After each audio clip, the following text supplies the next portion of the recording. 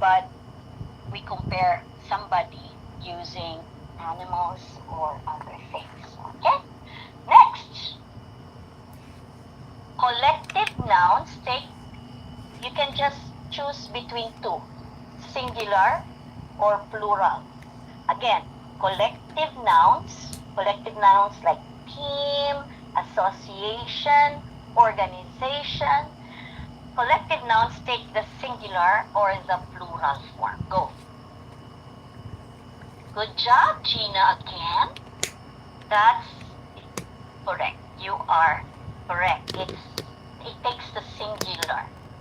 Good job.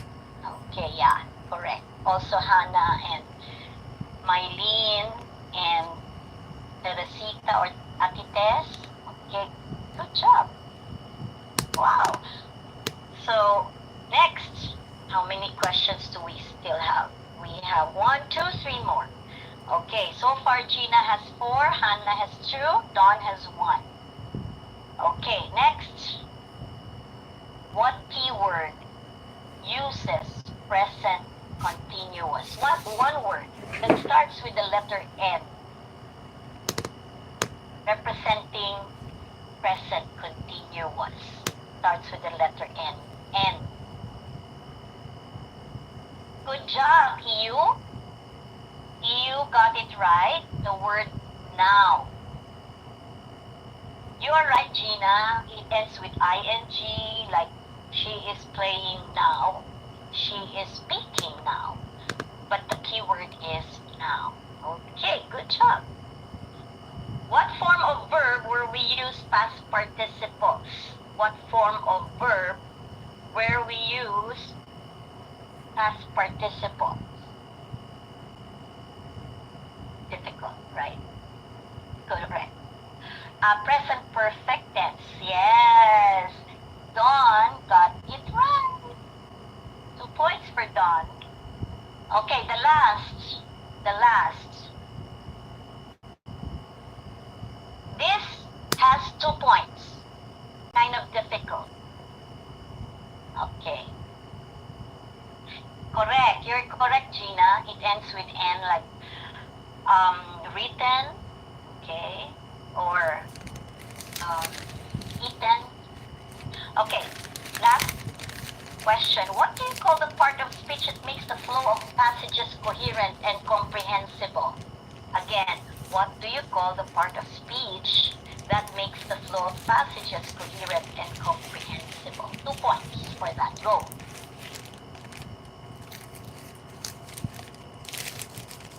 I'll give you a clue. It's the name of my company. Connective. Good job. Gina again Connective. got it right. It's called conjunction. Conjunction. Like but, and, however, therefore, and so on. These words make conversation or sentences coherent or comprehensible. Wow! Gina, you're the winner! Send me your Gcash later, okay? So that's Gina. Good job! Congratulations! Okay, so those are some common, not really common, but those are topics that we usually talk about when we talk about English, okay? But that's just one part. Grammar is just one part. I would like you to remember that this training is kind of a paradigm shift for some of you, because it's different from how you used to learn or used to teach English. So I want you to be open-minded. Just for after this training, I hope you will listen carefully and you will remember how different it is when teaching English. Okay, so again, I welcome everyone. I wasn't able to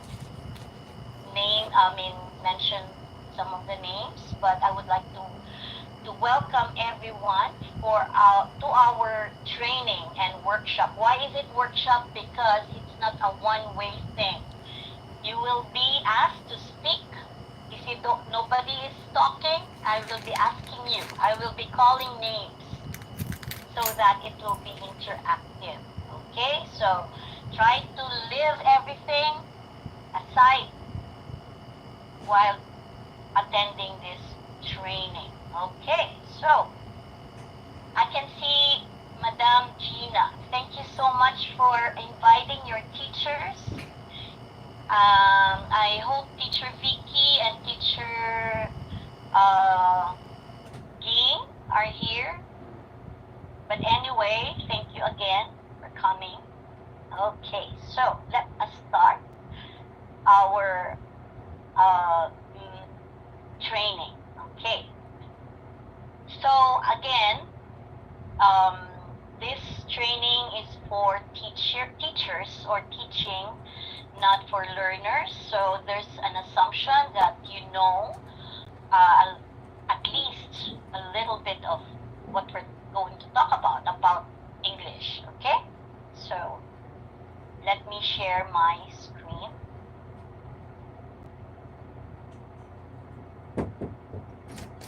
Hello, Mama. Hello.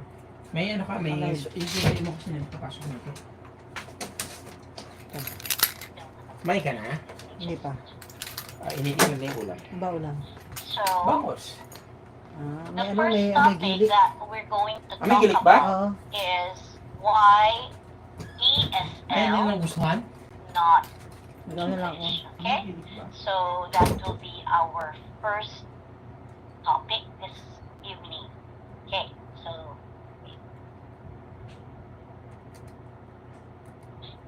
Ano gusto Are you- mong ulamin? Itlog na lang ako. O kaya, bili mo ko ng lumpia na gulay sa taas. May pera ka na ba? Wala pa. Gulay lang naman. Magkano lang yes naman po, yun. Hindi please. kasi yung bigas natin. Maybe just Yung bigas. Ayun, wag na sa bigas. Bibili na muna kahit isang kilo, 2 kilo. Hindi, bumili ka ng konti. Kasi hindi ko pa nakuha yung pera ko sa ano actually. Hindi sa kamo use your muna. chat Wag mo na. box or Bili mo May ako. dalawang dapat ako dito. Kasi baka wala ka ng panggasolina. thumbs up. Meron pa naman. Bili mo ako ng ano, ng... Ano ba yun? Isang peras. Hindi mo naayos pala yung pera. Hindi pa eh. Kasi yung card ko, tinan mo nga, nandiyan yung pala yung card. Sabi ni Joy Camille, nawala-wala. Sige. Yung pala, Okay, basic. so Huwag mo na wag kasi sino. ESL Hindi na nga eh. Ulamin yun. Ano yun? English as a second language. Burara. It is the program given to non-English speakers or Pera those sa ano. are not from countries Kikiam, ano ba? who speak English as their Okay. native language. Okay? Just like us. May okra ka na doon. We are not native English Tokwa. speakers. Tokwa. Okay. Countries like the US, Ano pa? Canada, Tokwa, peras. Australia, Isda ko meron. New isda doon. Zealand, Isa lang. Isla po tayo UK, para those are bukas. countries who Wala. speak Isda. English as their native language or as Hindi, their bukas na. Isda. mother Hapon na tongue. wala naman. Huwag yung bango sa may gilik. And if you learn English Sige na. Okay in na yun. those Ano, countries, Kikiam, kikiam. you Isang learn pera, isang pera ESL. sa Peras, kikiam. Why Tokwa, second? saka yung Because, lumpia for na ano. example, a Yung sa Filipino binibili ng goes to the gulay. US Lumpia na and gulay. tries Wala naman to hapon na. Sa improve umaga lang yun. his or her Sa ibang tindahan, English, merong mga lumpia and he gulay. goes to a class, Ano yan? an English class. It's Kung called alam kung meron pa sa ESL. ano sa Alpha. Sa Because RC. whether they like Hindi, it or sa not, ba, when they automat sa RC go yung out of the class, katabi ng gym they doon. have to Merong yung use lumpia English. sila doon. Tingnan ko hapon so dito sa English loob. becomes their Hindi ka naman second pupunta eh. language. Kasi sa So a umaga, Filipino who Sa studies umaga dun English sa in ano the kay US, tapat ng school his first na language usually is Eh, Tagalog Buiso. or Visayan May ba na or ako? Sige, Ilocano. ano, basta But lumpia when ang he gulay. goes to the US, Lumpiang, ano, bako yung, English becomes his second language. In the Philippines, it's also called ESL because we have been colonized by the Americans. And in classrooms, like in schools, at work, okay, especially nowadays, there are so many call center agents, okay, so we use English most of the time. Even in our documents, it's in English. So we are part of that group of people. When you study English, it's called ESL. India, Singapore, Hong Kong, because they were colonized as well by either the Americans or UK. So when they study English, it's also ESL. When you go to their airports, you can see English written like entrance, exit, or other signages are in English because English is their second language. However, countries like China, Vietnam, Cambodia, what else? Japan, probably. Yeah. It's EFL. Why? Because not many people speak English in those countries.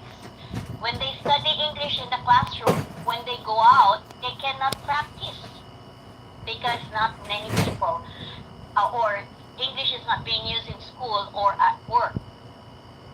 It's a foreign language to them. So when they study English in those countries, it's ESL. But the whole program both of the programs are the same. They have the same content. But teachers have more challenges, or they are more challenged to teach inside the classroom with EFL because there are less opportunities for students to practice English outside the classroom because not many people speak English in those countries like Vietnam, Cambodia, China, and so on. Okay? So why are we talking about this? Because these are the programs given to non-English speakers. Aside from English, what is another word that is common to these two acronyms? Can you tell me? You may type your answer on the chat box. Again, what is another word aside from English May kay daddy, nagpabilang paras. that is common to these two acronyms? Yung kay daddy, Can you meron type pa your pinagawa. answer on the chat box? Language. Anybody?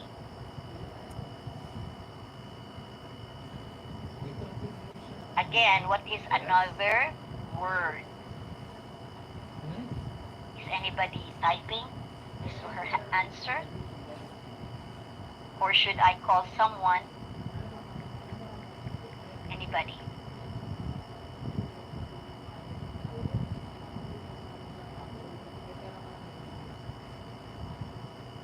It's a very important word. 50 pesos. Apples. Okay, sorry. It doesn't show on my side. Language. Correct. And language is a very important word for us to discuss about because that's basically what you are teaching when you teach English. Okay? That's one of the languages. And that's what we are going to talk about. And the more you know about that word, the better you can learn it and the better you can teach it. Okay, let me ask you, what comes to your mind? The first thing that comes to your mind when you hear the word language, anybody? You can use the chat box. Okay. Communication. Oh, I love that word. You know what? If that word is not in your mind, or one of the words in your mind, something is missing. You really have to have that word because that's the main reason why you're learning and you're teaching a language, communication. Anybody else as a word? Speaking, very good. Or reading. Information, yeah, why not? Oh, I love the word culture. You know, it's really part of language. We'll talk about more about that later. Expression, correct. Connection, interaction. Good job. Actually, there's no right or wrong. Somebody even told me one time when I did a training in Quezon, somebody said, love. My God. It's really part of language. Okay. Somebody mentioned about grammar and vocabulary. Good job, you. Actually, yes. Those are features. Those are part of the features of language. Let's talk about what language is. Good job. Okay. So again, the more our goal tonight is for you to have a clearer and more accurate idea or concept about language. Okay, so first, can somebody read the first definition? Anybody? You can turn on your mic. Unahan. What's the first definition? Okay, sige. Systematic. Good job. Language is systematic. That means every language, whether it's English or Filipino or any other languages, it has a system. Okay, look around you. You can see probably television at my back, clock, your phone, your microwave. All those things that function, it has a system, and even language has a system. Okay, in English, okay, for example, I have this sentence: the boy is running. In English, we have two parts in a sentence: the boy, and then is running. What is the part, the boy? What do you call that? Noun? Subject. Subject or noun. But sometimes, usually it's a noun with the subject. Okay. And is running is The what we call predicate. the predicate. Correct. Okay. And in English, if we have this sentence, there are two parts, the subject and the predicate. Some people would say verb instead of predicate, but not all sentences have verbs. Sometimes they have nouns. Adjectives, like the girl is pretty. Okay, so when we talk about system, it's synonymous to the technical term, but you don't have to remember these terminologies. It's called syntax or grammar. Okay, can you see the illustration below? Do you like that kind of teaching? Where you can find, okay, yeah, but you know what? For non-English speakers, if you're going to teach somebody who is a beginner, this can be very confusing, right? But that's part of language. You know what? We are talking about system or grammar. It doesn't mean that it's the most important, but maybe because many teachers focus on grammar, that's why we started with this first definition. But however, grammar is What happened? Why did it stop?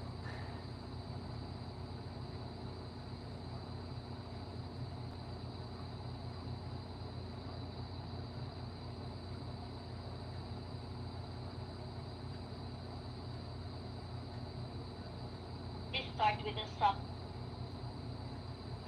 But it's spoken. It's different in written. Sometimes we can have the predicate come first. It's called the passive voice. But an active voice always takes the subject at the beginning of a sentence. My question, is it the same? How about our language? If you're a Filipino, is it the same?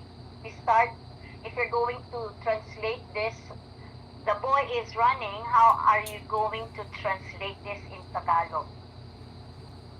Anybody? Lalaki ay tumatakbo. Okay, that's a direct translation, right? But do we speak that way? Ang lalaki ay tumatakbo, ang nanay ay naglalaba, kami ay pupunta pupunta sa Manila. Do we speak like that? Spoken. Spoken Tagalog. Is it the same? Yes or no? Tumatakbo ang lalaki. Right. Tumatakbo ang Ang lalaki. In Tagalog. So is it the same? Do we have the same system compared to English? No. Yes or no? No. No. You know what? You can quote me on this. Okay? I think Filipinos should be action-oriented because our language is action first. The beginning part of our language starts with a verb. So we have to be an action people. Okay. Let me ask somebody from other country, is it the same in your country? Do you also start with the subject? Speaking your language, anybody? If there's somebody here from another country, I think we have one. Okay. Oh, Gina, what do you want to say? Are you from another country? Okay, Gina. No, ma'am. I'm just here from the Philippines, but I'm also learning Korean language. And based on the structure that they have, in the English system, they have this SVO or subject verb, and then object. They have SOP, which object, subject, object, and verb. Then verb. That's the practice system. And somehow Similar to English, right? Subject first before the second part, right? yes, it started with subject, but after the subject, they don't have the verb. Verb But instead object. Object. Yeah. Right. Okay, thank you for that information. Okay. How about Atites? Atites, Thai language. Do you have the same system? You start with the subject before predicate? It's more of the predicate first. Oh, same as Tagalog or That's Filipino. the same Tagalog. Oh, okay. Good. You know what? The advantage of having the same system with English, okay, if you're learning English, the advantage is that you will learn it easier. But with us, Tagalog has, it's reverse. It's not the same. So it's kind of challenging, actually. So when you think in Tagalog and you speak in English, you have to do some fixing. You have to reverse. And you can, again, quote me on this.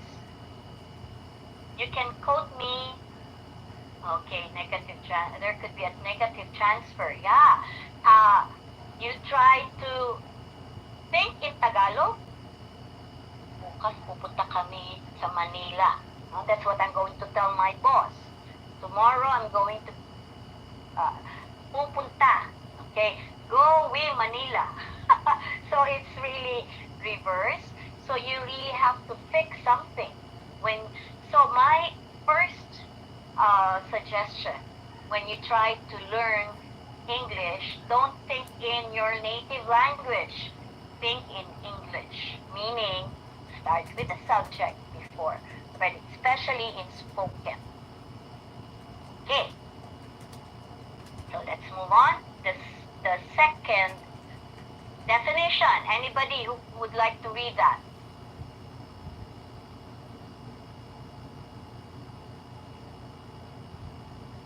Anybody? Turn on your mic. Read the next definition. Hello, I will read that. Language. Okay. Language is a set of arbitrary symbols. Okay. How many symbols does English language have? A to Z. Arbitrary means The alphabet. we cannot do anything. It's already given to us. How many? A to Z. 26. How many is that? That 26? 26. Yeah. Very good. Okay. And Tagalog, because majority of us are Filipinos, that's why I'm asking our language. Do we also have 26?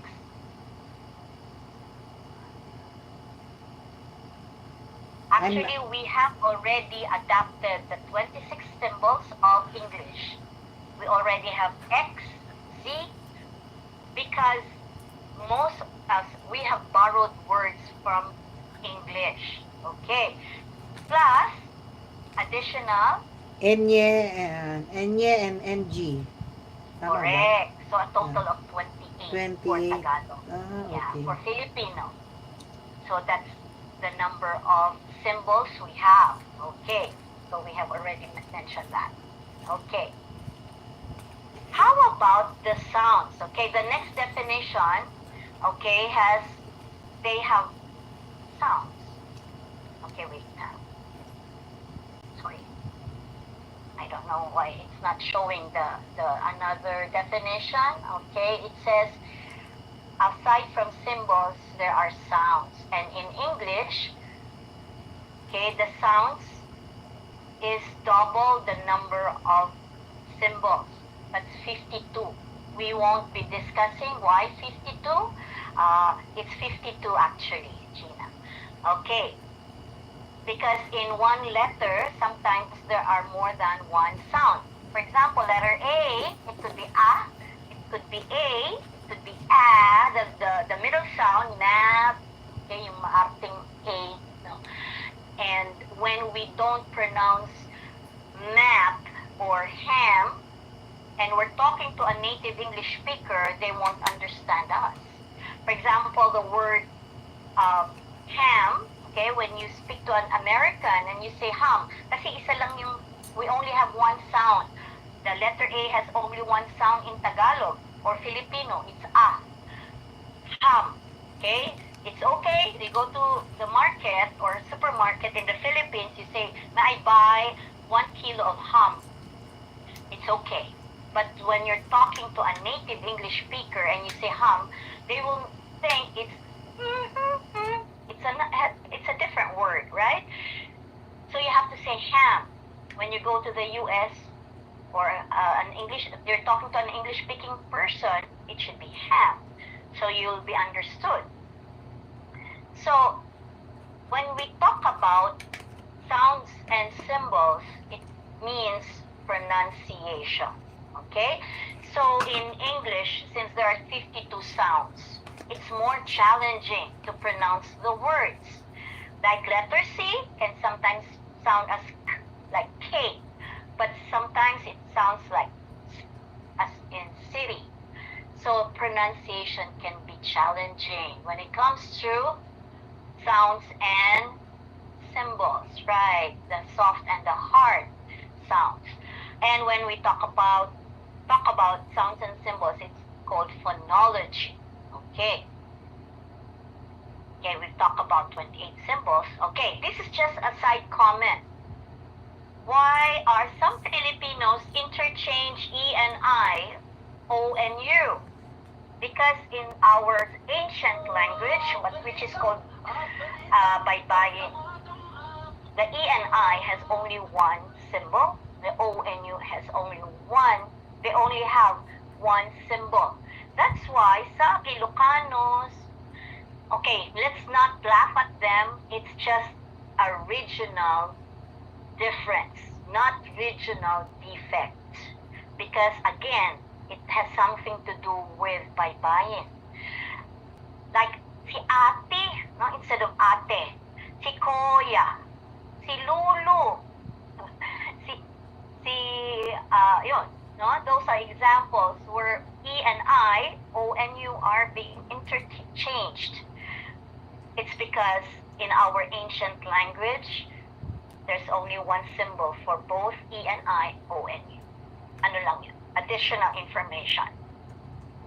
And when we talk about visual, okay, another definition of language is that it's different in the way we see it. Okay? In English, we have big and small letters. I think it was Gina who mentioned about Korean language. Gina, does Korean language have big and small letters? Yes or no? They have no, because the characters that they have, as long as they are aligned, that's what I observed. They don't have Yeah. They don't have that capitalized letter, but what they have is that they have tongue, or it's double, the double tongue, but not Okay. capital small letter. It's Correct. Yeah. and That's what I've learned. Yeah. For my students, they don't have big and small. Not like in English and in Tagalog. No, we have small and big letters, especially with what we call proper nouns, no names or places. They have to be capitalized. Yeah. Thai language is no big and small. Really? Oh, I think that's easier. But I find the symbols very difficult to I think it's difficult to study because of the different it's different from English, right? Or Speak Tagalog. the language is difficult. Speak Thai because it's a tonal language. Tonal, right? Which means one One syllable, different tones, right? Yes, And yes. different meanings. Yeah. Ba, ba, ba. Different meanings. Okay, thank you for that information. Okay. Okay, not next. Who can read the symbols? Anybody? Yung iba naman. Can I ask somebody else? What's the fourth definition?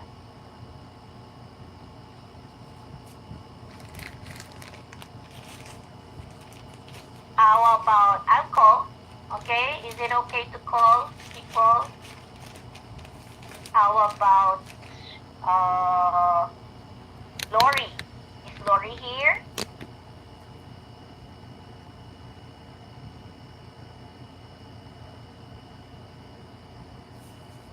Or is Becky?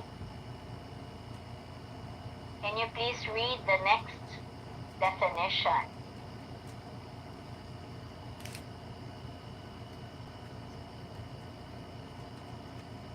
Allah, where are they? How about Janet? Is Janet here?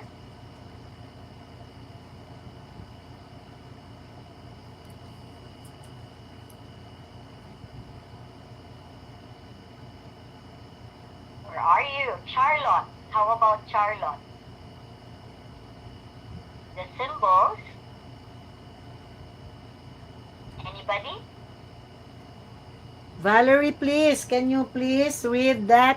Ma'am Valerie, are you Yes, there? ma'am. Okay, please read. Okay. The symbols have conventionalized meanings to which they refer. Okay. Thank Thank you, you. Valerie. So those symbols, you put them together, they become words. And those symbols don't mean anything or it doesn't serve the purpose in language when you don't know the meaning. For example, the word cat, C-A-T, right? That word is spelled as C-A-T.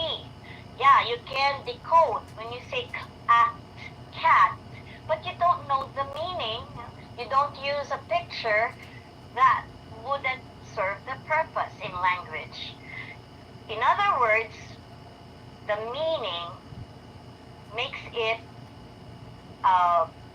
when you have the meaning of words, that's when you can use them in communication or in conversation. And when we talk about the word cat, it's not just C-A-T. We can use a real object or a photo or a picture and say and describe it as it's an animal that has 4 legs, a tail, 2 ears, some whiskers, and can say, right? When a person is being presented with a meaning, when he sees the word cat again in a passage, what will come inside his mind? It's not just C-A-T, but it's an object, it's an animal with 4 legs, with a tail, with whiskers, and can say meow. So that's how meaning becomes possible. Okay, we use pictures, we can probably Okay, we're going to talk about TPR later. Thank you for that. Okay, so cat becomes more meaningful if you describe. And what is one tool to give meanings to words? Anybody? What that starts with the letter D? Isang What peres helps ang us? nabili. Mahal ata yun. Huh? No problem. What's the tool that helps us, that gives us meaning of words or to words? Starts with a D. Yes, definitely it's dictionary. Okay? But you know what? Sometimes dictionary can be, thank you, Hannah. Dictionary can be confusing because in one word or with one word, there are several meanings to it. Like, for example, the word book. Book can mean a book, okay, that you read, you used to read. Or you can say, I will book a flight to Cebu. So that's another meaning. So dictionary can be confusing sometimes. Some people, a lot of people, okay, they use dictionary to give meanings. But for non-English speakers or our students, sometimes they try to get the meaning of words from us, from the teacher. And there are several ways to teach vocabulary. Okay? If I'm going to be asked, okay, among those three things that we've talked about, grammar, sounds and symbols or pronunciation. Number 3 is meaning or vocabulary. I always start with this number 3. Why? Because when you go to, for example, to another country like Thailand or India, and they speak a different language, you want to learn their language so you can communicate, you can buy pasalubong in the market. You don't sit down and start with grammar. You don't sit down with a tutor to learn the language by knowing sounds and symbols. Rather, you learn words or vocabulary. And then after a while, you use those words like, how much? May I have my change, please? Or morning, good evening, etc. So vocabulary is a priority. When we are teaching English to our students, especially non-English speakers like Filipinos. And when we talk about meaning, the technical term for that is semantic. But the common is vocabulary. And the last definition is, I'm going to read it. Language is used for communication. Again, if your definition of language doesn't include communication, then something is wrong with your concept. Something is missing when you're teaching English and you're not teaching your students to communicate in English. So in these definitions, actually there are 4 things that we can learn. Okay, before we enumerate the different features of language, okay, when we talk about communication, it's a 2-way process. And the technical term for that is pragmatic. Pragmatic is using a language in an appropriate situation. There are different kinds of Englishes. There's American, that's British, Australian, okay, different kinds of, even Filipino English. So we have to know our audience and use the proper English to a specific audience. For example, when we say, hi, how are you? In the Philippines, grade 1 students are taught, you answer this way. I'm fine, thank you. And how about you? It's a long answer. Because in our culture, we don't mind about time. But you know what? If you're talking to a native English speaker, you can just answer by saying, I'm good. I'm fine. The shorter, the better. They don't have the time to wait for your long answer because in their culture, time is important. And sometimes they won't even wait for your answer. They will just leave you. Because in the US or most Americans use or say hi, how are you? It's just another way of saying hi or hello. In other words, there is culture that goes with it. And you have to always remember that language and culture always go together. They cannot be separated.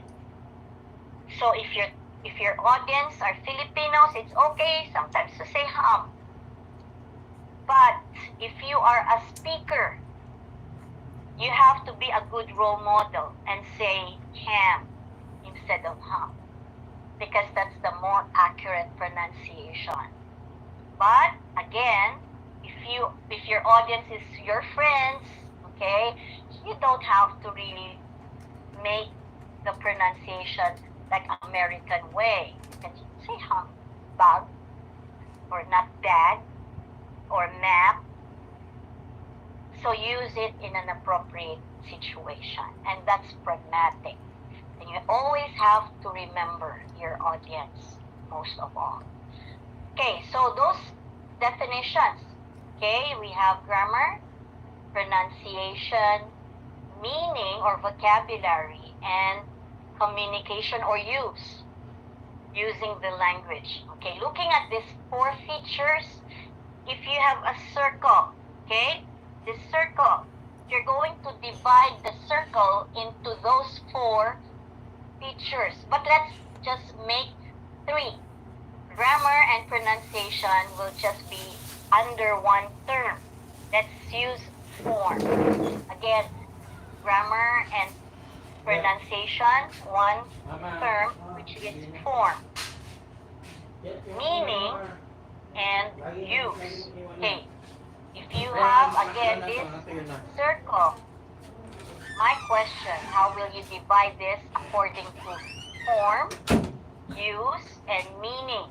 When you studied English in school, when you were in the elementary and high school, or even college, how did your teacher teach you?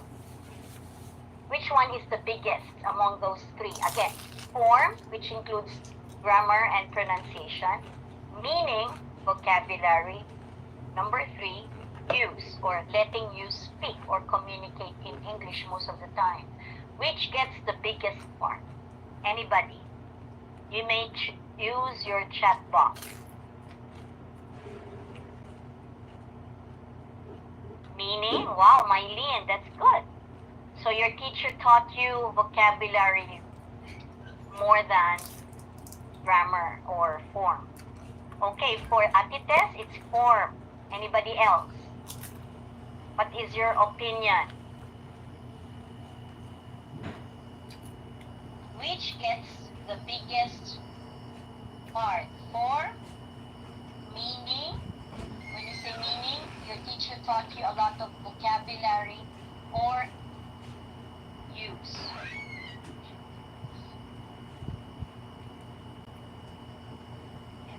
Okay, form for Gina.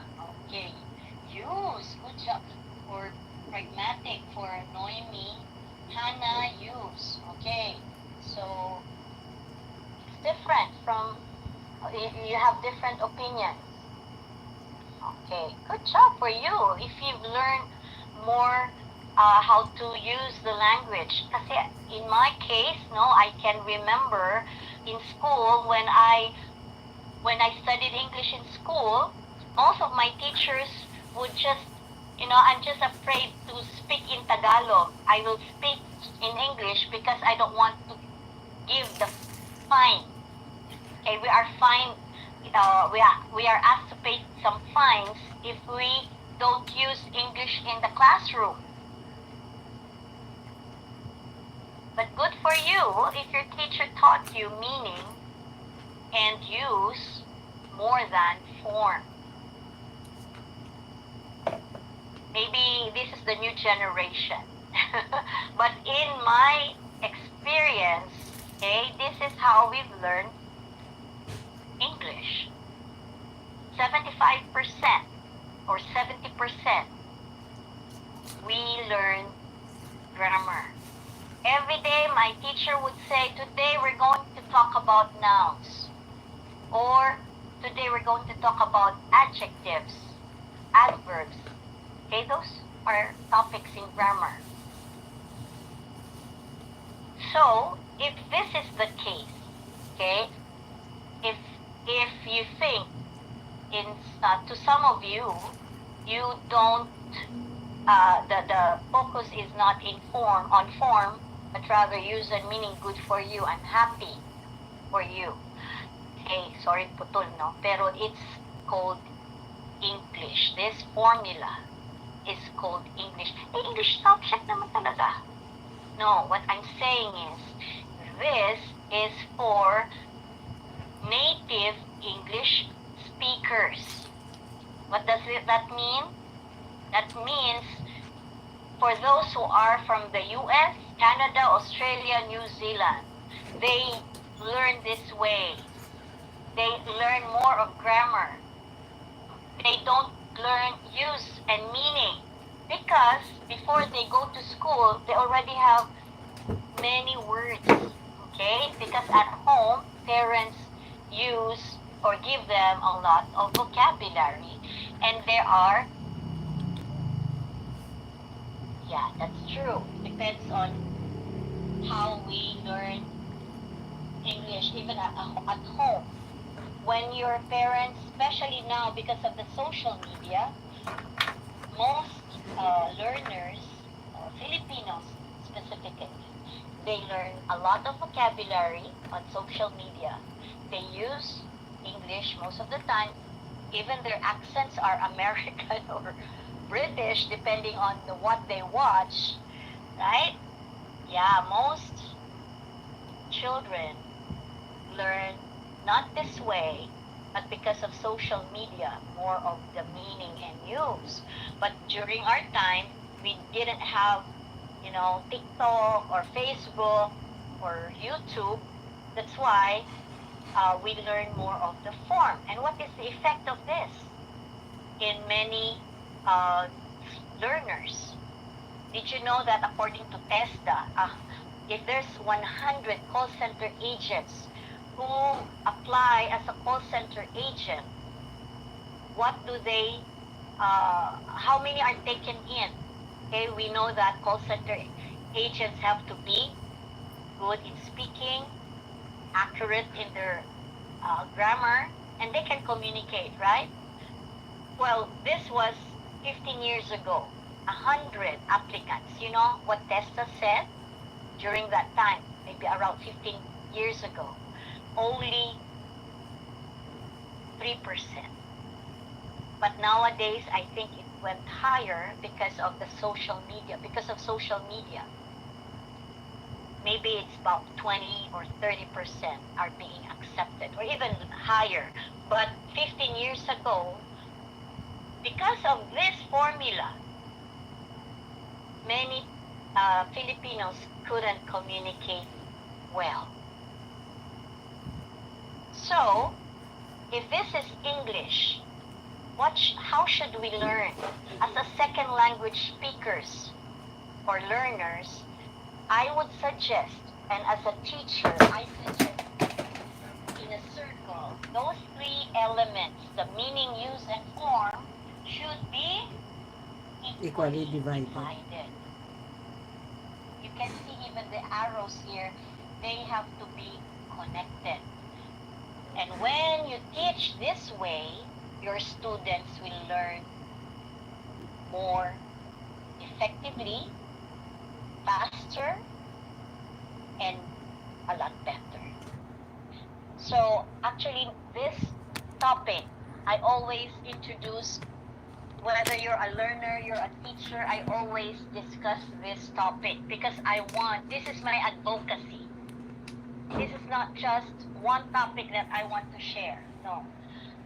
My wish is that all English teachers, even science teachers, even math teachers, because those are subject matters that have their own language. I believe that science is a language, math is a language, whatever subject matter you are teaching, if you're teaching for special children or people with special needs, you have to use this formula. The form, meaning, and use should be equally divided. And if you use this formula, this is really for us who are learning a second language, because English is not our first language. It's usually our second language. And even if you have students who are foreigners, they have to learn English this way. Okay? This is my wish that every teacher will use this formula. Okay, let's talk about according to research. Okay, these are very important things to remember when you're teaching English. I don't use English, but ESL or EFL, because all of us here are ESL or EFL learners. Number one, learning is acquiring. We use the word acquisition. The common word for that is to get.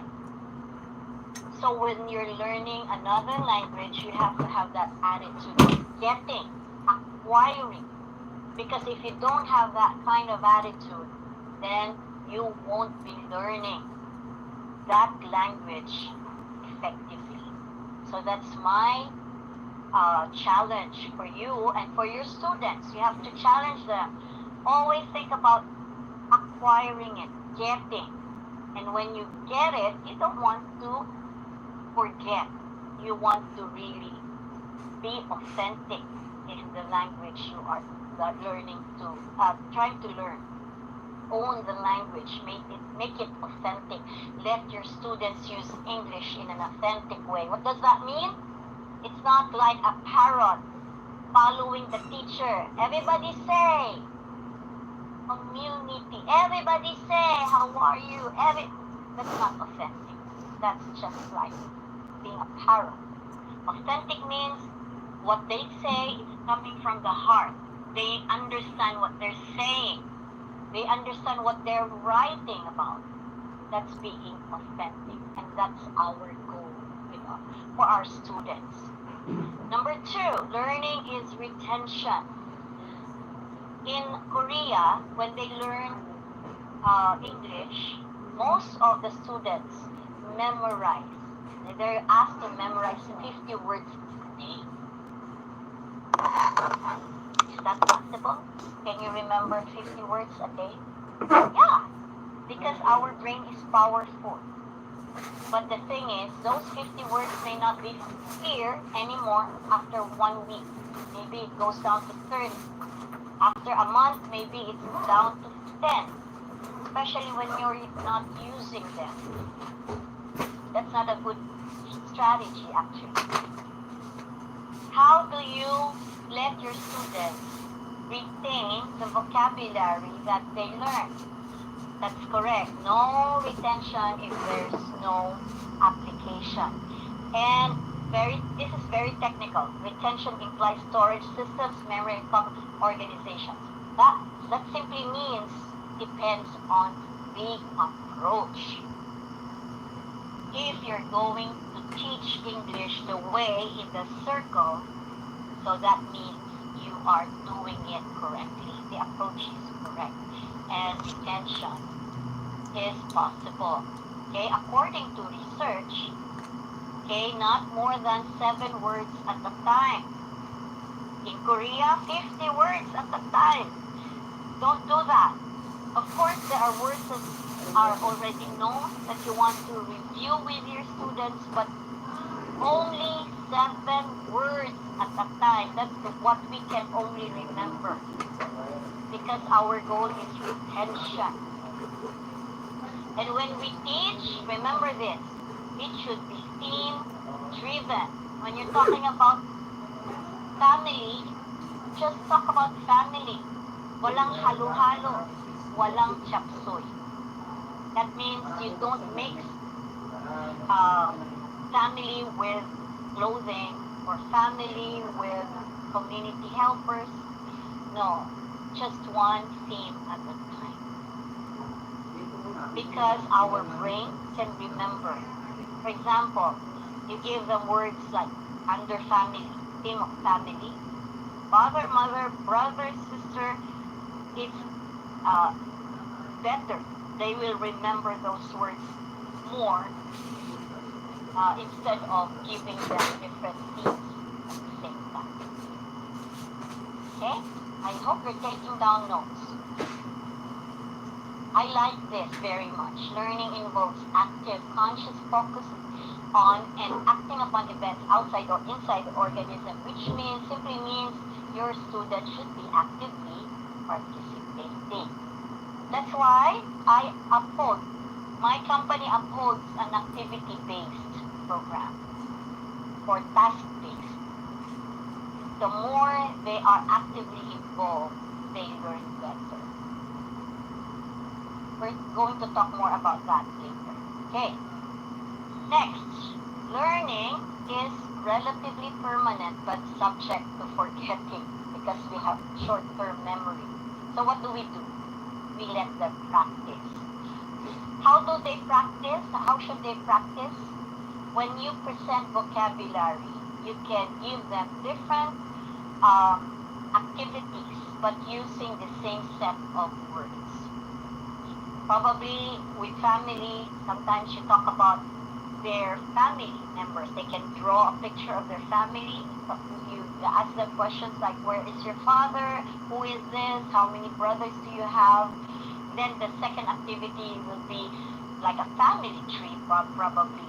Different activity or activities, but the same vocabulary. That's how you let them retain. Okay, I like this very much. Learning is a change in behavior. What? Teacher Bo, when I learn a language, it will change my behavior. Why? Why is that possible? Because language and culture cannot be separated. They're always together. And when you are introducing Kain ka pa, ma? Hindi na. Hindi there na, will pagod be ako. change. Nabigyan na sa'yo yung togi. Oo, thank you. Okay. Okay, so you see, some of my students, when I teach them English, especially Asian, they're very timid. They don't speak up because our culture, we don't speak our mind. But English has a culture that is direct to the point. They want to be straightforward. And you know what? My students, Korean students, after 2 or 3 months of learning English with me, I would be surprised that they talk a lot. And they speak faster because that's English. you can when you watch American movies, the characters there, they speak very fast. Right, you have to respect the culture. And you cannot separate the two. Language and culture always go together. And if there's culture that is being introduced, there will be change in behavior. Even call center agents, because they use English most of the time, they tend to swear, to say bad words. You would be surprised that most, not all, but some of them, call center agents, they learn how to swear, how to say bad words, because that's the culture. Especially when people call them and they're angry about their complaints, they speak bad words. And eventually, call center agents adapt those words, and then there's change in behavior. Okay? So, again, I would really suggest that when you teach form, which is just one part of it, meaning, don't forget, that's the most neglected part, the vocabulary. And third, use. Let them practice. Let them use in an appropriate situation. Let them consider their audience. Okay? That's the most important thing that I want to share in this training. Always remember this. Whatever subject area you're teaching or learning, always remember this formula. Okay, let me just give you a sample. Okay, for example, you have, okay, because the question is, how do you apply this formula when you have to equally divide the meaning form, and use? Okay, for example, you have a topic. Family is the topic. And for the form, you have present, progressive, or continuous, wherein we add ing in after each verb. I would give the meaning of present. Actually, I don't use, for beginners, don't use technical terms. They don't even know the simple words. Why will you give them present continuous, present progressive? What is the keyword? Remember in our game? Now. Now is the keyword for that topic. And I would give the meaning of now by using a calendar. I'll show July 16, for example, and a clock to give meaning to the word now. And when they understand the word now, then you can give them some words. Okay, what are we doing now? Okay, I will show you a video clip.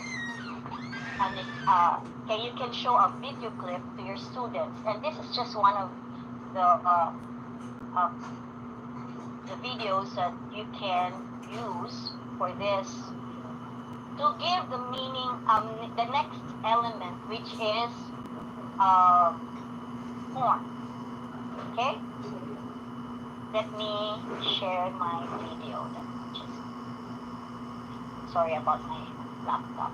It's really getting slower, but there's a lot of programs that are showing. Let's watch this. This is a very good video clip. Very short, but very meaningful and touching. Let's watch it.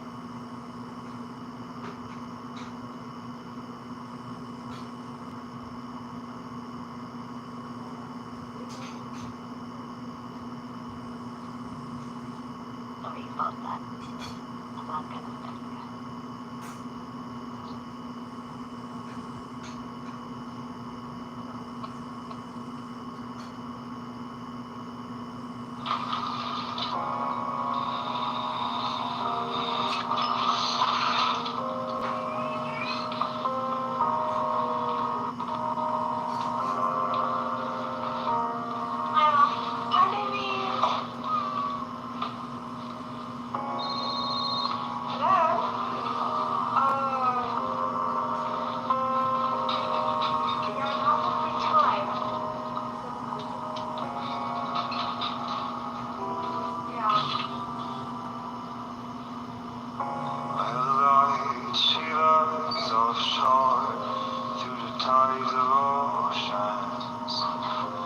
Shining the rising sun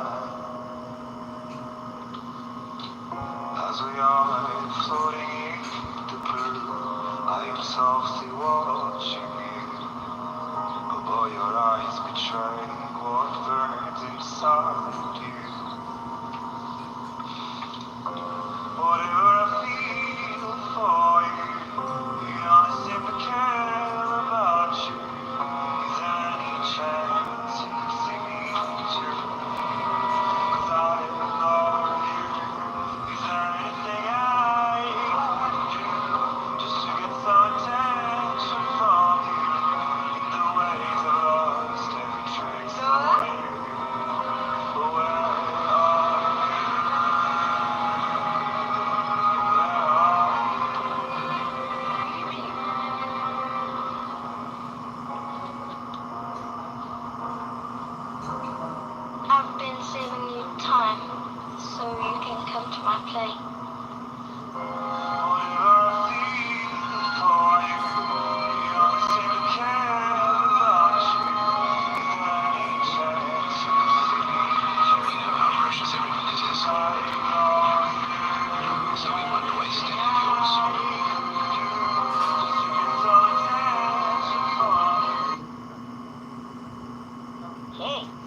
That's a very touching video clip, and it just talks about different chores, right?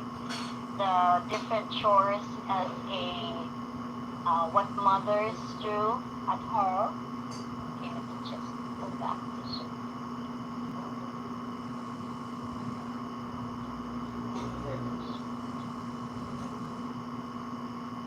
Oh, I'm here, yeah, right? I'm still here. Okay, so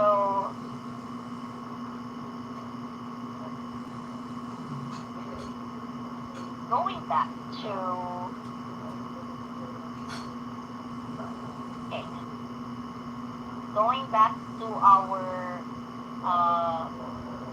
to that PowerPoint. I mean to that video. It talks about what the boy did and how he helped his mother, right? I think I turned off my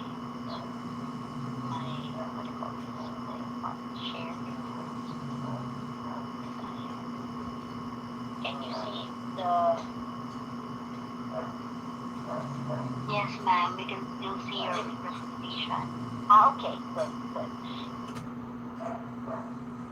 Okay, so we saw that, and there are verbs actually. Okay, sweep, wash, mop, take out trash. So for the form, you can actually it's part. Okay, the meaning is the word now, giving the meaning of now, and then the vocabulary that were used for the verbs or action words, and then when you say if you're going to do this chores or these action words now, what do? We add ing. Okay, in English, okay, it's just not just putting ing or ing in every action word, but there's a meaning to that, the word now. So if we ask the question, what is the boy doing now? He's sweeping, he's washing, he's mopping, he's taking out trash, etc. So we add ing. That's the form. Now let's go to the use. For practice, you can ask your students to go out and look at what people are doing now. Maybe in the playground, you can bring them to the playground and ask them, what is Maria doing now? Oh, teacher, she is running. Very good. How about Mrs. Gonzalez? What is she doing now? Mrs. Gonzalez is walking. So this is how you use the formula, meaning, form, and use. And they should always go together. You cannot leave out one. Always, there's always practice. There's always vocabulary to learn. There should always be the form so that they will be accurate in the use of English. Okay, I have another activity that I want us to do. Okay, I think we still have a few minutes before we take a break. I have one question, or actually 3 questions. Okay, anybody? Please read the question.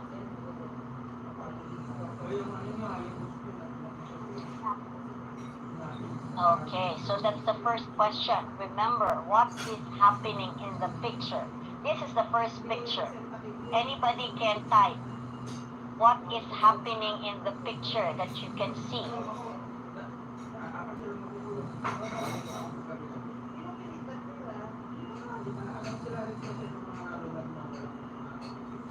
The couple is dancing. Okay, good. What else? They are dancing. Yes. What else? You're smiling. They are smiling. Correct. Okay. So that's the first picture. How about this picture? Anybody? What is happening?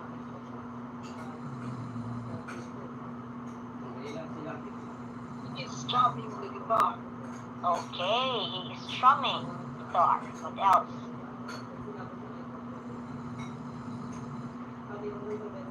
Another sentence?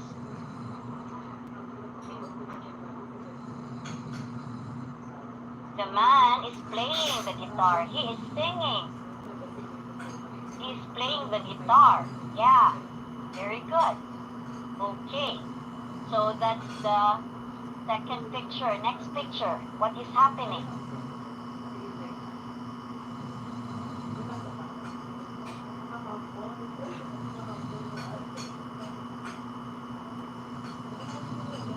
Playing in the water. Okay. The baby is swimming. The baby is playing the water. The baby is floating, learning how to swim. Okay, good job. Okay, your sentences. What did you notice? The action words or the verbs end in ing because the action you can see now what is happening. Good job. Nobody mentioned about a sentence that did not have ing. Okay, this is the next question. What do you think happened before this picture? Okay, we'll use the same pictures, but this time the question is what do you think happened? We cannot see.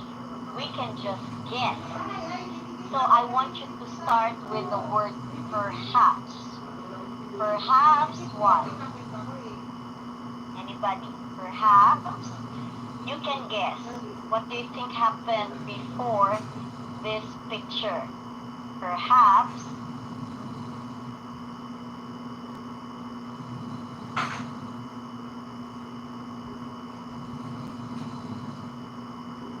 Anybody? The same picture of, okay, perhaps a couple talks about their silly past. What else? What do you think happened before? Perhaps Perhaps they had dinner. they had dinner. Okay. So that's the first picture. How about this one? Perhaps what happened before?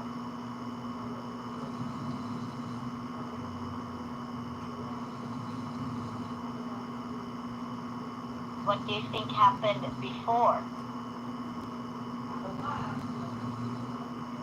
Perhaps. Perhaps they invited him.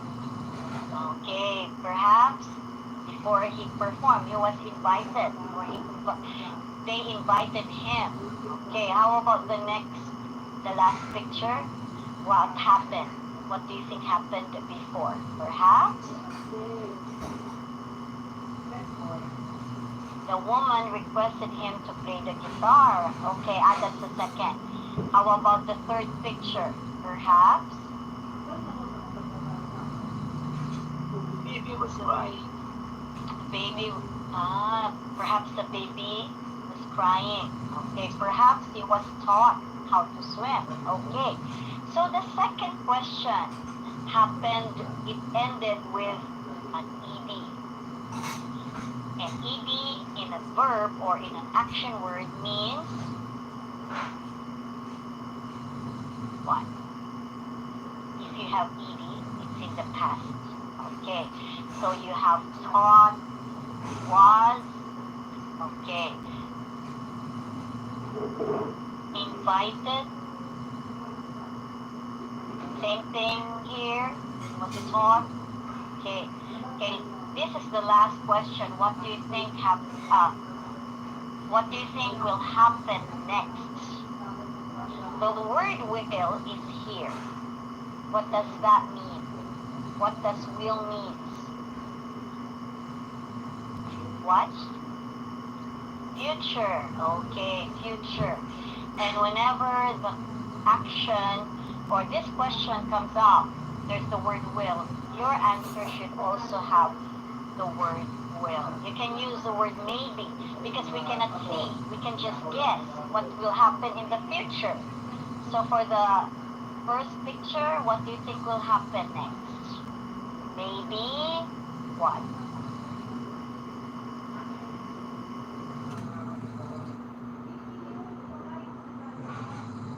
Maybe what? What do you think will happen next with this picture? You can answer aloud or you can type your answer. Maybe they will dance or they will dance all night. Okay? Next picture, what do you think will happen next?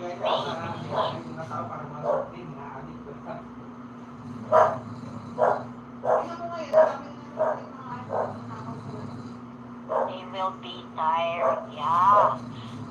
And for the last picture, what do you think will happen next? Maybe the baby will be a pro swimmer. Yeah, why not? Okay, you know what? This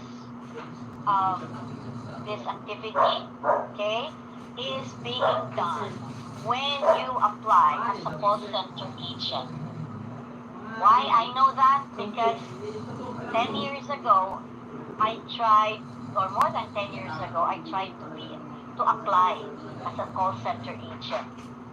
But without any intention to be a call center agent, I was just developing my program in English communication skills so that those people who want to be a call center agent will be able to pass. So I developed my own program. And you know what?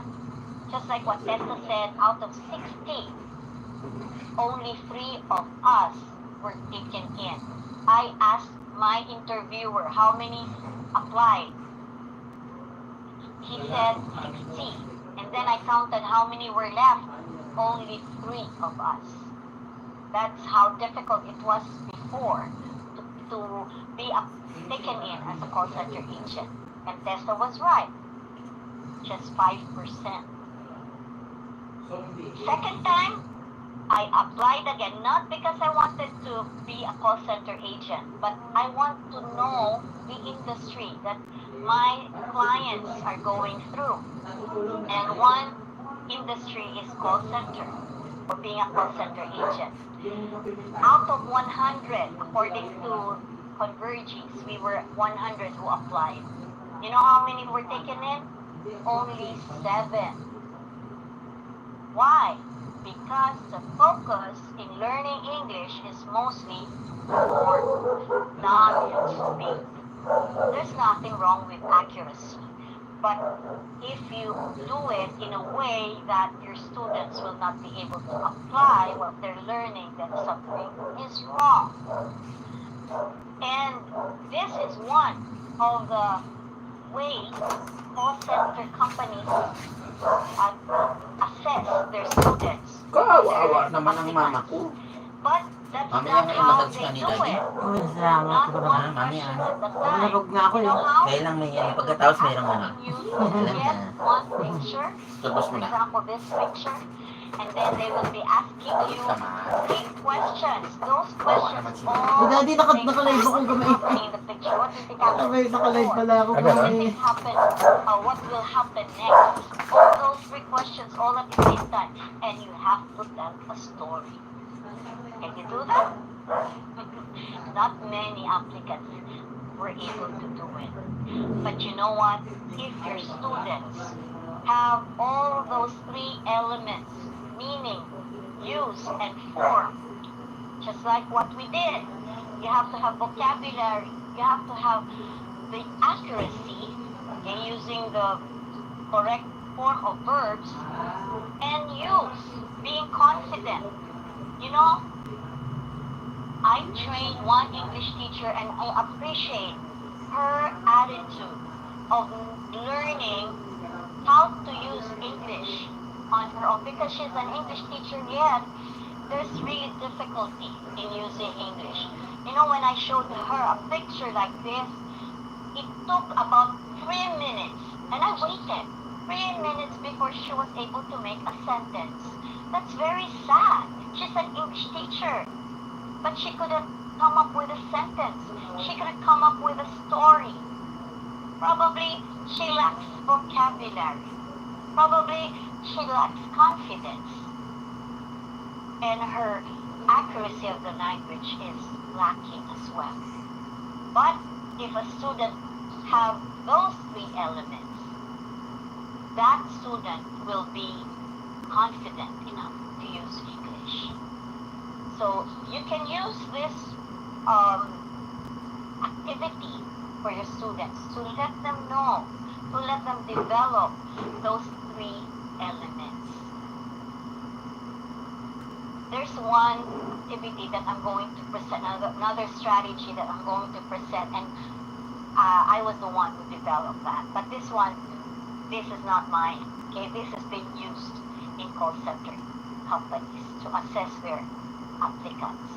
Okay, so we'll take a break. What time is it right now? It's 7:34. Okay, so let's come back. Maybe 6 minutes or 7 minutes. Let's come back at 7:41. Okay, so let's take a break.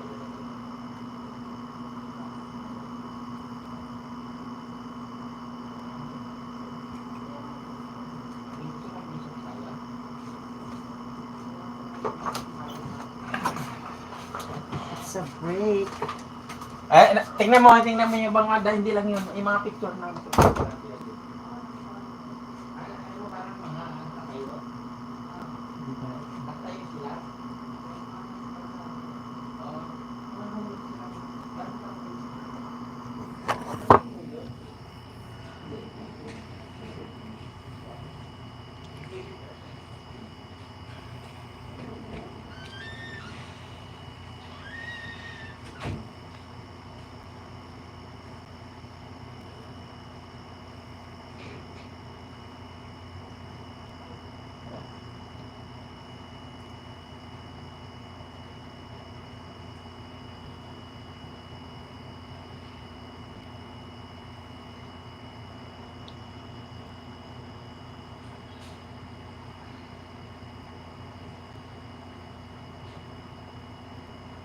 Dikitan. The guitar professionals, hello. I'm sleepy.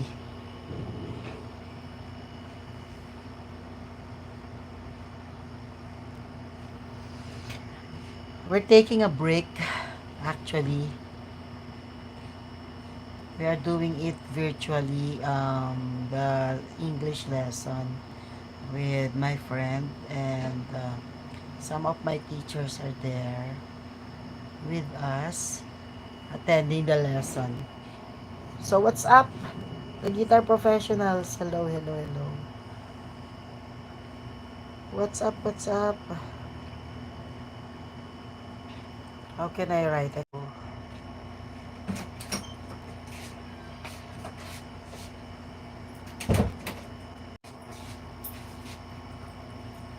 Hello.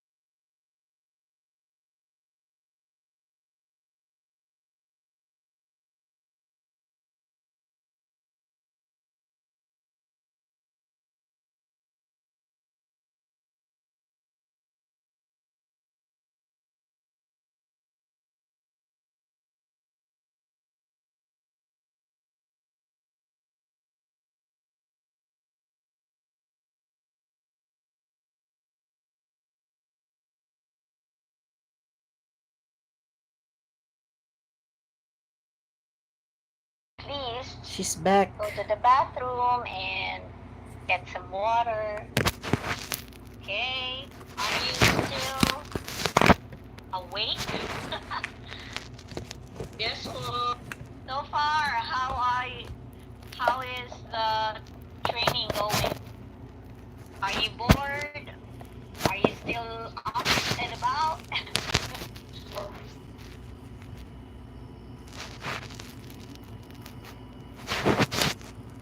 Okay, Charlotte, thank you for that thumbs up. Okay.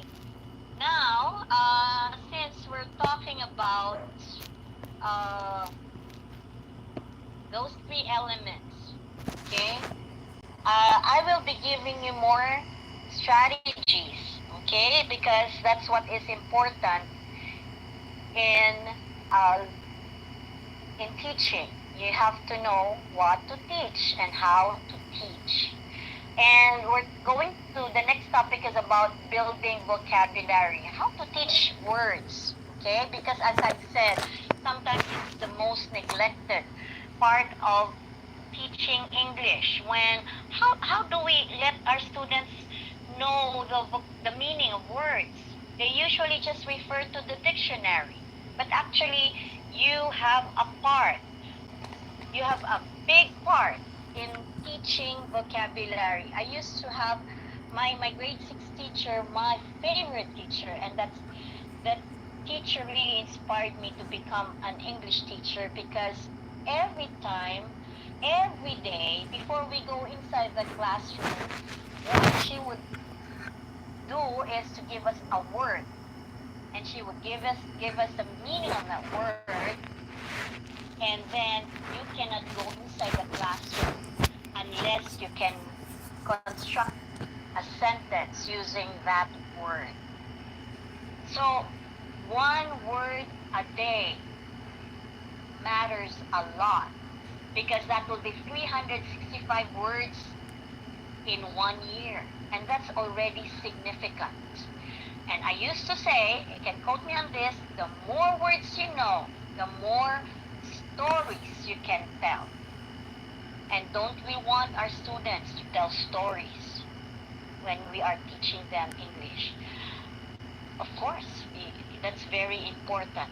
So again, teach them a word a day. Okay, now what we're going to do next, I want you to get a paper or maybe you can use your phone. In 5 minutes, I want you to list as many words that you can list. I'm going to show you a, um, a list of topics. These are the topics that I encourage my students to uh, teach, okay, chronologically, okay. So, for example, personal information, that's about name, address, where are you from, how old are you, what is your job, what do you do, and so on. Okay? So 20 topics. Actually, when you're teaching preschool or maybe teaching students with um, learning disability, okay, you give them vocabulary. Okay, so maybe you will be asking what are the words that I need to teach my students, and I'm going to show you a um, a list of themes. Again, you need to choose one theme, and list down as many vocabulary or words that you can think of, given 5 minutes to do that. Okay? I don't know why my screen is.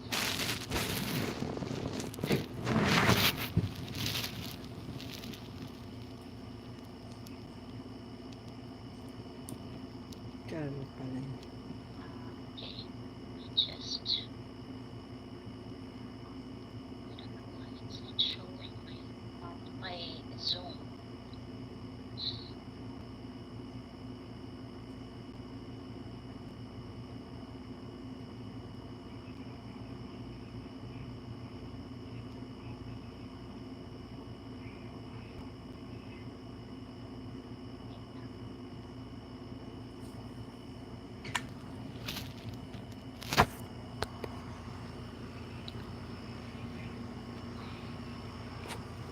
Bakit wala na siyang chat dito?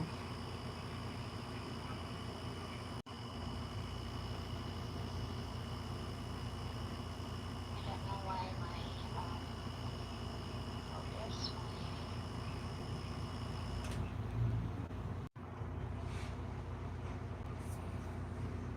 Where are the chat? Cannot find.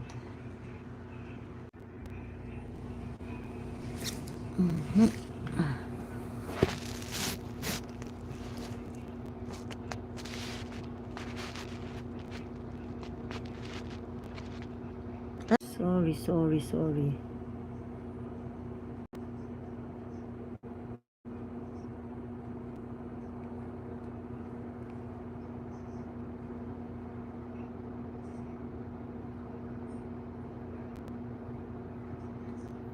sorry about that. The guitar. I don't see my Zoom. That's why I cannot share my screen. Can you tell me if you can listen? You can hear me? Can anybody say something? Yes. Okay. We can hear you, ma'am. Yes. Okay. Thank you. But I don't know why I can't turn on my Zoom. I cannot see my Zoom.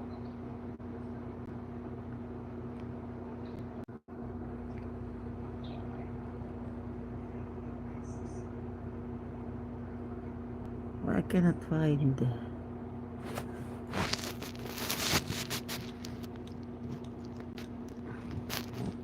What happened to my chat? There are no messages.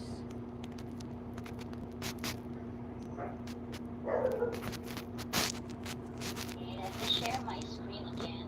And Hello, Sam. you'll Hello. find different Hello. themes and choose one. Just choose one.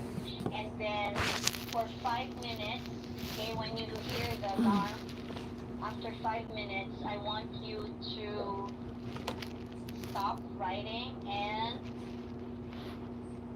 give me the number of words that, how many words were you able to list down, okay? Let me just make this a little bigger. Okay, so there are 20 themes. Just choose one. And, 19 themes, sorry. That should be 20.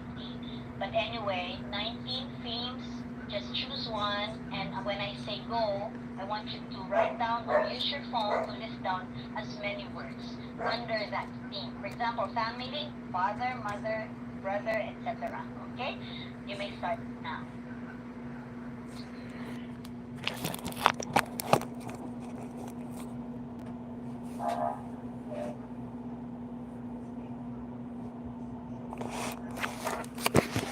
Choose one thing. Yeah, choose one theme and write as many vocabulary or words under that theme. For example, family would be mother, father, brother, family, uncle, and so on. Okay? Just list down as many words.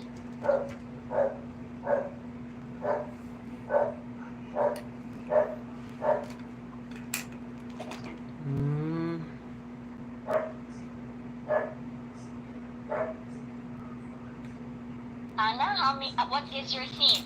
Is Hannah here? Yes, ma'am. What theme did you choose? I choose number 3, attributes of things or the describing words. Okay, good. How about, who else is here? Marian Mindiola, what is your theme?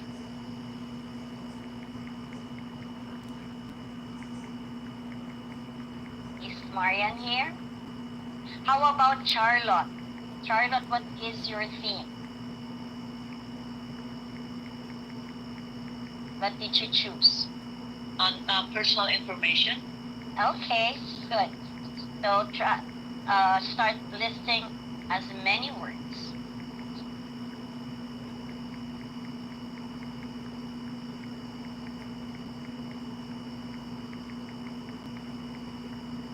We have 3 more minutes. There's no game. No, this is not a game.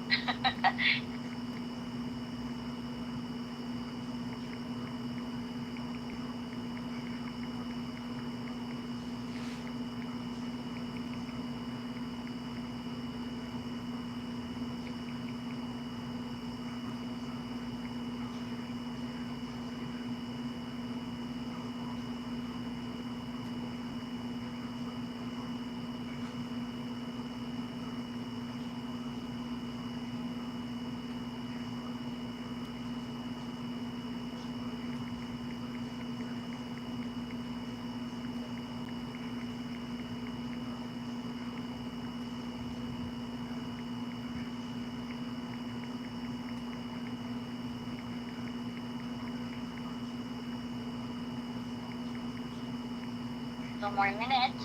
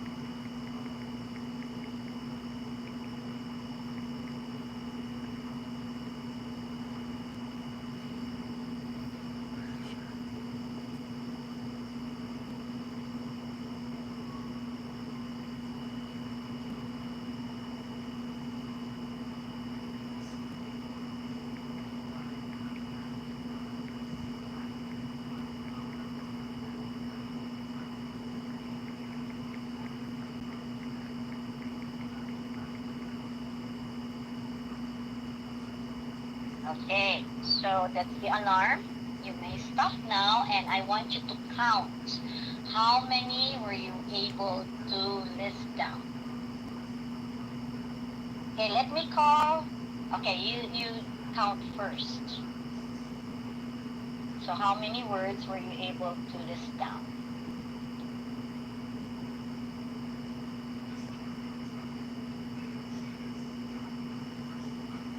Any volunteer?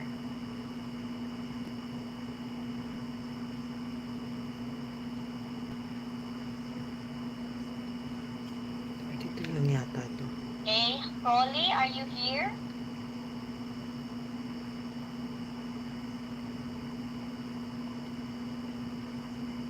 How many words were you able to list down, Rolly?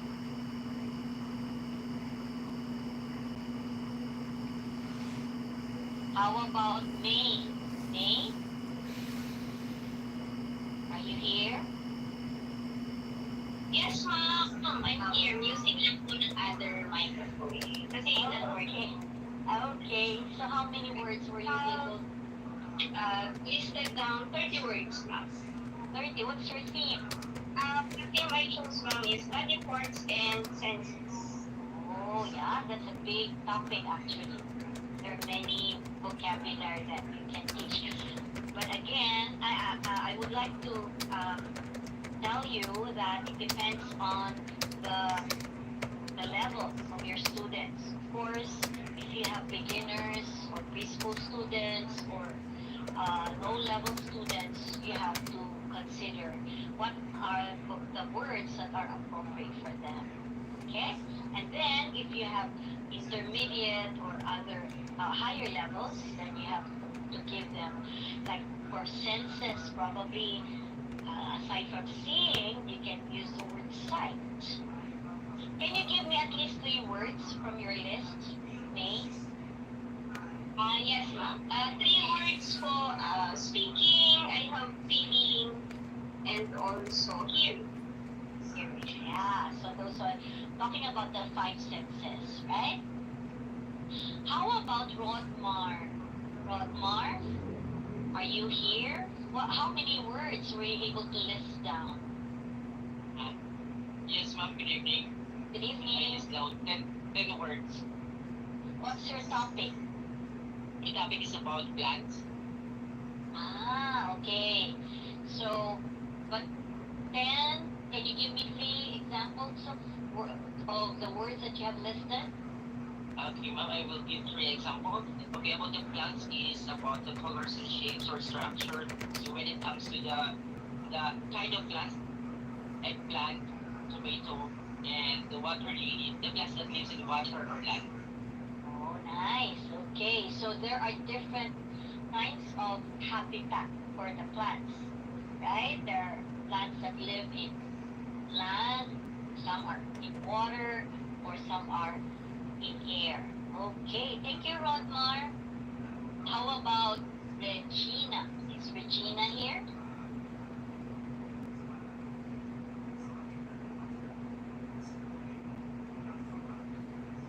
How about Maria? Is Maria here? Yes, ma'am. I'm here po. Regina, ma'am. Regina, sorry. Yes, Okay, sorry po. your theme, Regina? Okay, it's all about health naman po, ma'am. I chose health. Okay, And how many then, words? okay, so the following words here are, it's all about disease, nutrition, malnutrition, illness, safety, cure, How many physical, words first? How many words were you able to list down? more than 10 po, ma'am. More than So, 10. 8 po, ma'am. And then three examples would be disease, Yes, what else? Nutrition. Okay. illness, like that po. Okay. I think you have a higher group of students because those are kind of not simple words or not simple vocabulary. Thank you, Regina. Thank you po. Regina. Okay, last Sherman. Is Sherman here?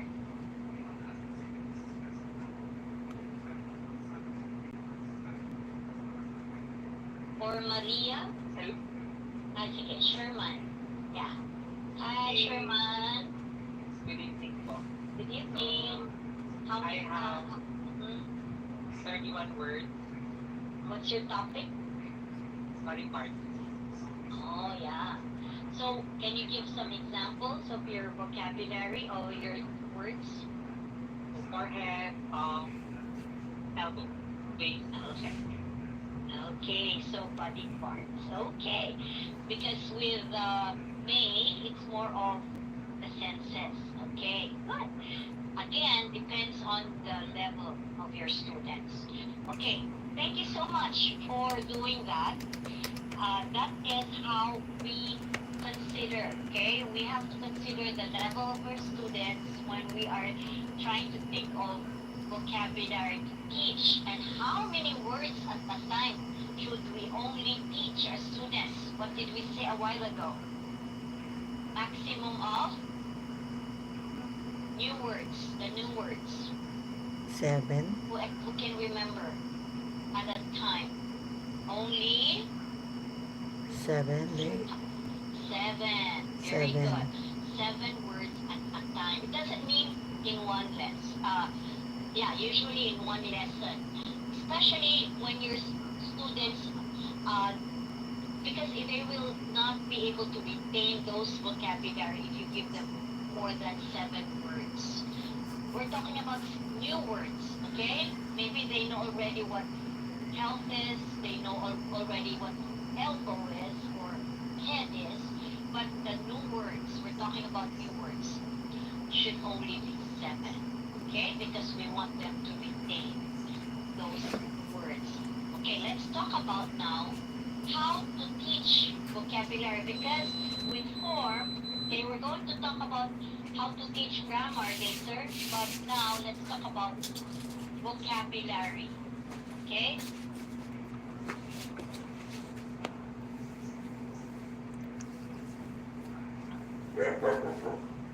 Okay, there are two aspects that we're going to talk. Okay, about. Okay, let's start with single words.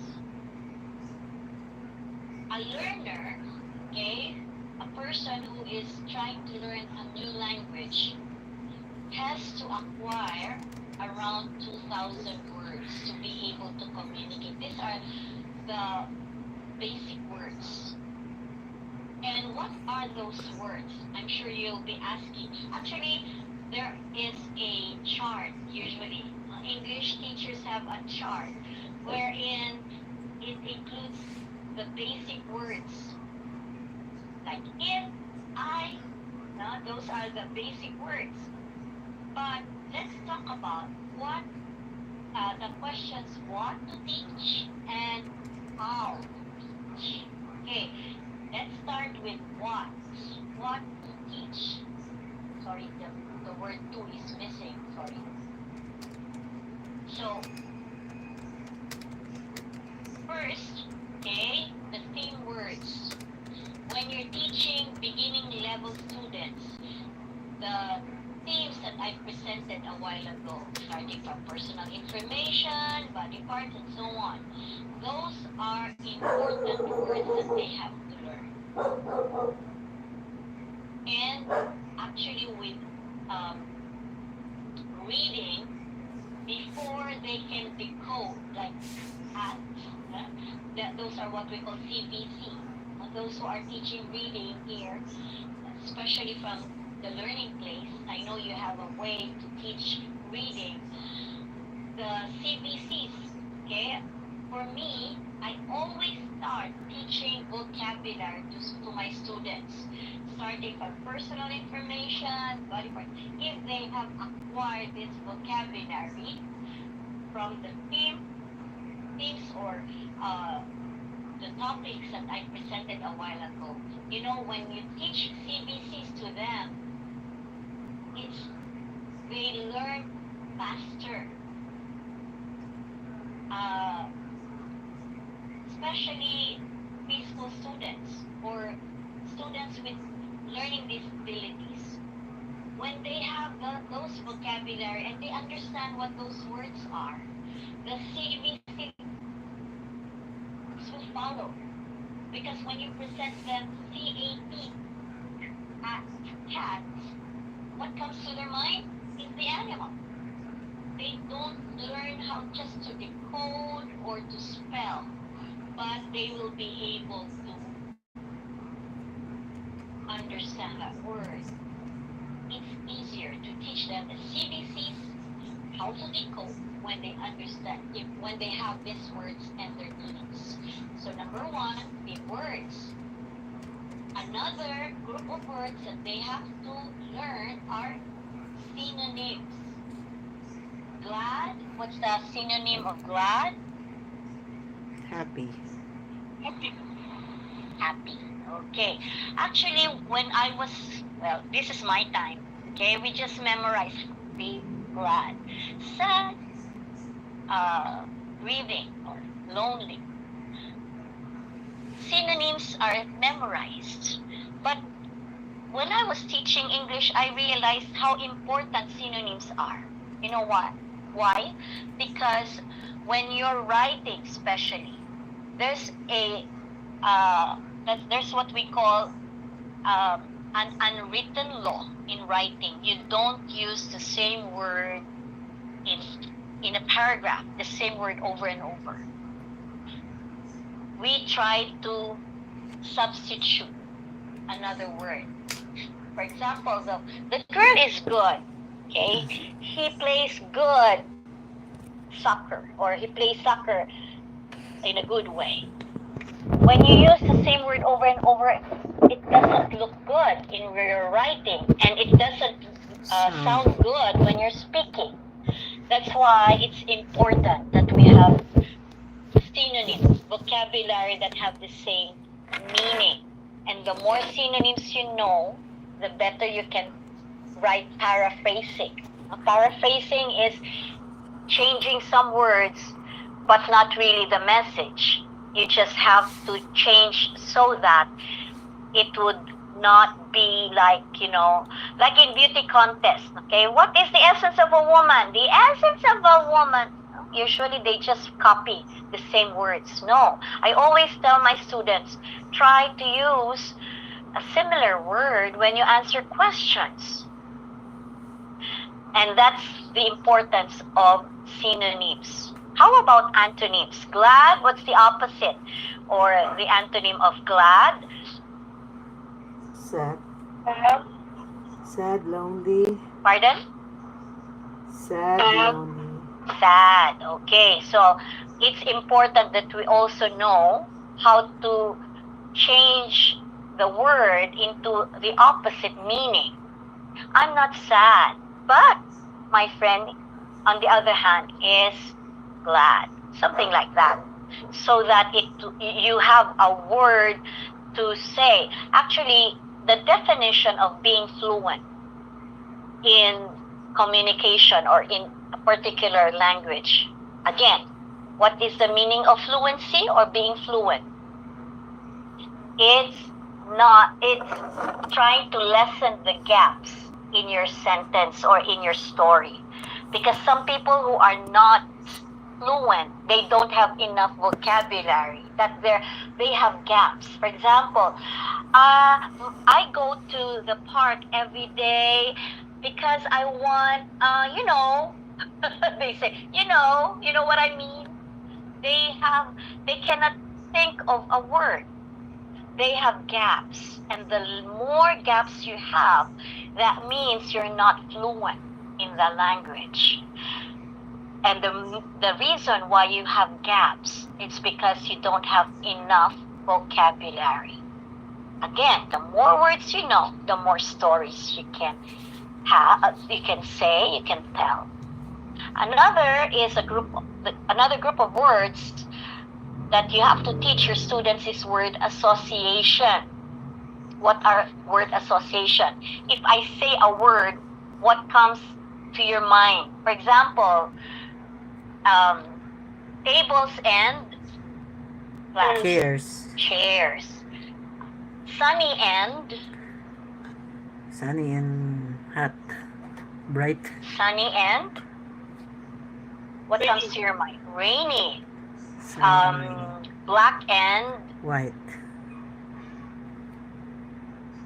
White. white. Salt and Pepper. asin. Salt and Pepper. pepper.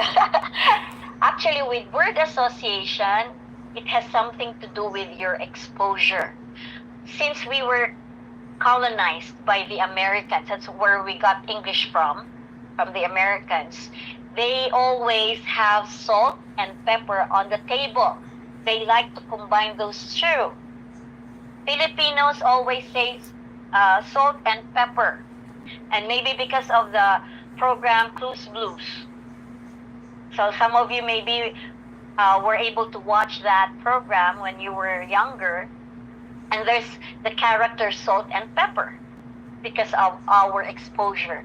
But you know what? This with your Korean students or Chinese students or Japanese students. When you say salt, they will say sugar.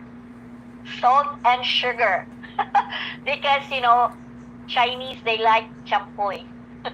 They always combine salty and sugary. I don't know. That's how they are. But with Filipinos, we will always say salt and pepper because of our exposure. Actually, there's no right or wrong with word association. It's about the exposure. Okay. How about family words? What are family words? For example, if you have the word talk, then we add ing, talking, talker, talked, talkative, and so on. Those words having a root word, you put or you add some letters to change the meaning. This group of words are called family words, and it has something to do with grammar. Okay, now let's talk about strategies for this vocabulary. Number one, In English, or the traditional way of teaching English, wherein form gets the biggest part, we use the dictionary most of the time, correct? Yep. But in teaching ESL or EFL, we allow our students, I always ask my students to have a particular notebook, and this notebook will be his or her personal dictionary. If he learns a new word, he has to write down that word in her notebook, which is his personal dictionary. And in that notebook, for example, the word community is a new word for your student, and he writes down that word in his notebook. He has to put the meaning, how he understood it from his teacher, or how he understood it in a situation. Maybe he can draw so that he will remember, because that's one way to retain the meaning of that word. Again, you can write the meaning according to how the teacher presented it to him, or he can draw, but never write it in Tagalog. Never write it in their native language. Because according to research, when you translate, for example, you're teaching about tubig and teaching a student that's water. When you try to say tubig, alam mo yung water, tubig yun, they will not remember. But when you show a picture of or a real object of water, without saying it in Tagalog, you say water, okay, you show a picture or a real object, what he will remember is water. So never let them use their personal dictionary using their native language. Don't translate. Next, they can play games. Okay, a lot of strategies can be used or can be done, okay, because there's a relation between play and learning. Never think about, we have to be serious in the classroom. We should not let them play games. They will just make noise. Definitely that's wrong. There's a relation between play and learning, because the more they are actively participating, especially with games, the more they learn. Okay, I will give you some examples later. Okay, let's go on. Okay, use of media. You can show pictures, you can show video clips, just like what I showed you a while ago. That's very powerful. The use of media to learn vocabulary is very important. Okay, close method. I'm sure you have learned this way. No? There's a passage, and you let the students read the passage, and then the second time you give them the same passage, but leaving some words. According to close, you have to delete the 7th word. That's according to close, but I don't like that because it's random. What I want you to delete are the core vocabularies. For example, when you are giving them or letting them read Three Bears, Goldilocks and the Three Bears, and there are important words to remember there, like family, Papa Bear, Mama Bear, Baby Bear, or the things they use at home like bed, bowl, chair. Those are the words that you want them to remember. Then delete those words in the passage. That's better than deleting the 7th word, which according to close, that's the close method. Okay, sometimes for preschoolers, you give them a clue, like a picture. If the missing word is bowl, you show the picture of bowl and let them give you that word. That's closed method. Somebody mentioned about TPR. total physical response. Okay, if you don't know about that, let's talk about that strategy. Okay, I can see some chats. Okay, collocations. Okay, we'll talk about collocations in a while. Okay, so we're just talking about words, single words first.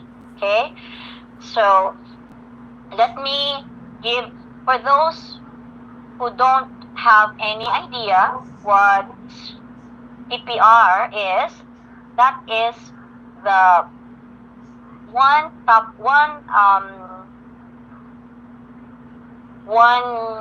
strategy that's very effective, and most of the time teachers use this when you talk about some strategies. TPR, or total physical response, is very useful.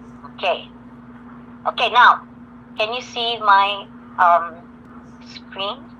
Okay, so what if the theme is about animals? And I'm going to teach you Ilonggo. No? I'm from Negros Occidental. My parents are from Negros Occidental, and we use Ilonggo. What if I'm going to teach you Ilonggo using TPR? Okay, what is TPR? Total physical response. The first thing that you have to do in using this as a strategy is to have a theme.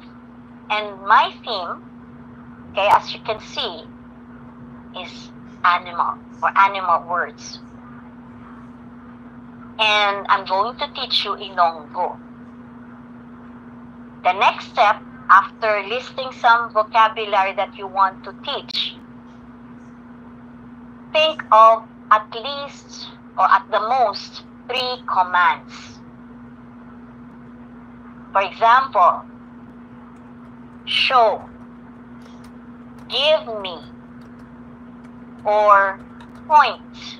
Those are 3 commands that I can use. And these commands, they have to respond.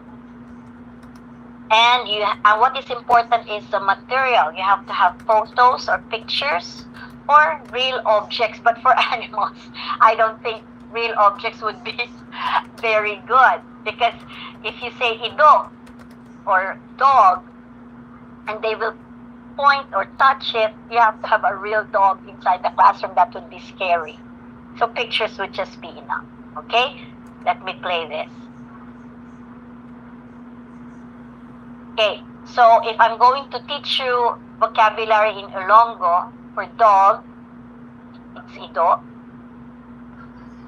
I will not translate. Sorry, I should not be saying dog. No, I will just use the word ido. Ido. Manog.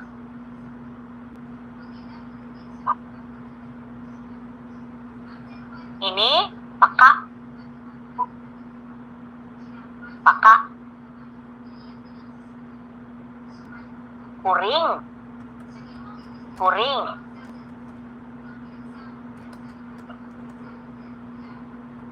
Ini pato.